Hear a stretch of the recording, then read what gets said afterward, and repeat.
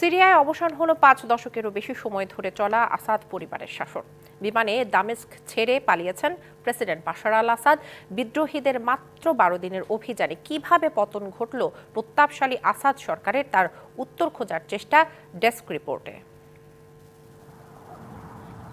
ঐতিহাসিকভাবে সমৃদ্ধ মধ্যপ্রাচ্যের দেশ সিরিয়া, তবে ২০১১ সাল থেকে চলা রক্তক্ষয়ী গৃহযুদ্ধে বিধ্বস্ত দেশটি।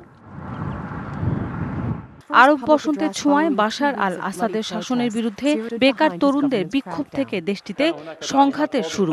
তবে এই বিক্ষোভ দমাতে সরকারি বাহিনীকে মাঠে নামান তিনি।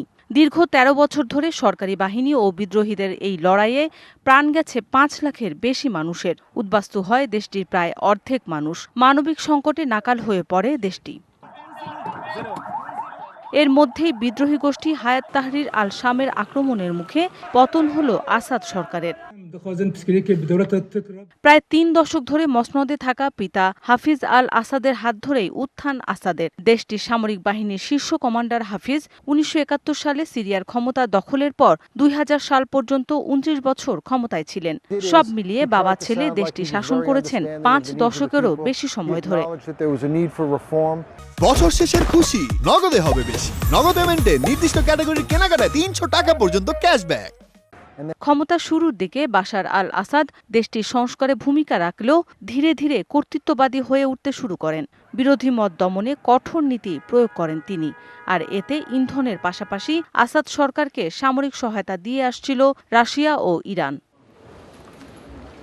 গেল ২৭ নভেম্বর বিদ্রোহীরা আলেপ্পো দখল অভিযান শুরু করে। অপ্রতিরোধ্য গতিতে মাত্র ১২ দিনে রাজধানী দামেস্কের নিয়ন্ত্রণ নেয় বিরোধীরা। রবিবার তৃতীয় বড় শহর হোমসের নিয়ন্ত্রণে নিয়ে রাজধানীতে প্রবেশ করে তারা। এরপরই জানা যায় বাশার আল আসাদ ব্যক্তিগত বিমানে দামেস্ক ছেড়েছেন। বিদ্রোহীদের অবিশ্বাস্য দ্রুতগতির এ অভিযানে হতবাক মিত্রদেশ সহ আন্তর্জাতিক সম্প্রদায়। মৌসুমী শান্তা, ডিবিসি নিউজ ডেস্ক।